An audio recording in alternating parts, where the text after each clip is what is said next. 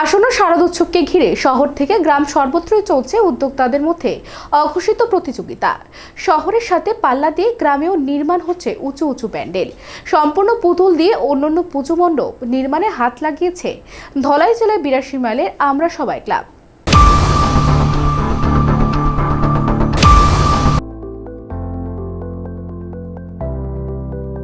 শারদ মানে উৎসব প্রেমী বাঙালিদের কাছে প্রতীক্ষার কাল। বাংলার শরৎকালে মানে উৎসবের আমেজে মেতে ওঠার পালা। শিশির স্নাত শিউলের সুবাস আর কাশফুলের মেলবন্ধন আগেই দিচ্ছিল আগমনীর বার্তা।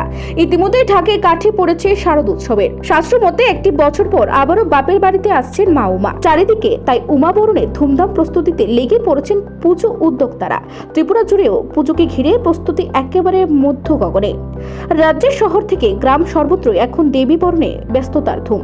পুজোকে কেন্দ্র করে শহরের ক্লাবগুলির মধ্যে যেমন চলছে প্রতিযোগিতামূলক ধুম, তেমনি গ্রামাঞ্চলেও তৈরি হচ্ছে চোখ ধাঁধানো গগনচুম্বী পুজো মণ্ডপ। ধলাই জেলার গ্রামীণ এলাকা ৮২ মাইলে আমরা সবাই ক্লাবের উদ্যোগে তৈরি হতে যাওয়া এমনই এক সুবিশাল প্যান্ডেল ল্যান্সবন্দি হলো সংবাদ মাধ্যমে। হাজারো পুতুল দিয়ে কাল্পনিক মন্দিরের আদলে গ্রামে তৈরি হচ্ছে ক্লাবের পুজো মণ্ডপ। নবদ্বীপের শিল্পীদের দ্বারা ধীরে ধীরে ফুটে উঠছে পুতুলের প্যান্ডেল। গ্রামীণ এলাকার এই পুজোতে থাকছে মহিলা ঢাকের বিশেষ আকর্ষণ। স্থানীয় মৃৎশিল্পীদের দ্বারা তৈরি হচ্ছে দেবী প্রতিমা। ক্লাব সম্পাদক চঞ্চুপাল এবং সদস্য বাবন দাশগুপ্তরা জানিয়েছেন এই বছর তাদের ৩১তম পুজোর আয়োজন। বরাবরের মতো এবারও পুজোকে অন্য মাত্রায় পৌঁছে দিতে উদ্যোগী হয়েছেন তারা। বিগত ১ মাস ধরে চলে আসছে তাদের প্যান্ডেল নির্মাণের কাজ। সব মিলিয়ে এবারে তাদের পুজোর বাজেট ১৩ লক্ষ টাকা। প্রতি বছরের মতো এবছরও পুজোর আয়োজন করেছি। তো আমাদের মন্দিরটা হচ্ছে একটা কাল্পনিক মন্দির, সম্পূর্ণ পুতুল দ্বারা মন্দির করা হবে।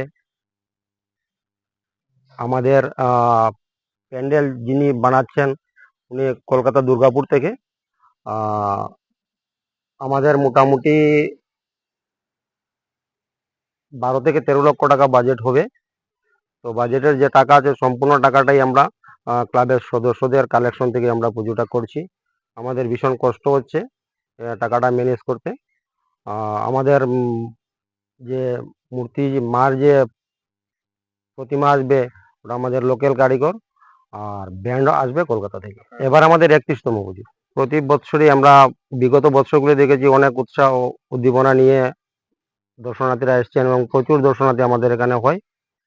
আমরা এবারও ভাবছি যে তার থেকে আরো সাড়া পাবো আমরা পুতুল দিয়ে। হাজারেরও বেশি পুতুল থাকবে ওখানে। ১ থেকে ১.৫ ফুট হাইটের হাজারেরও বেশি পুতুল থাকবে।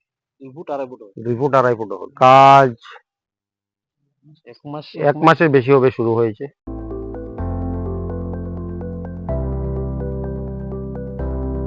নিজস্ব প্রতিনিধি রিপোর্ট, এশিয়ান টাইমস।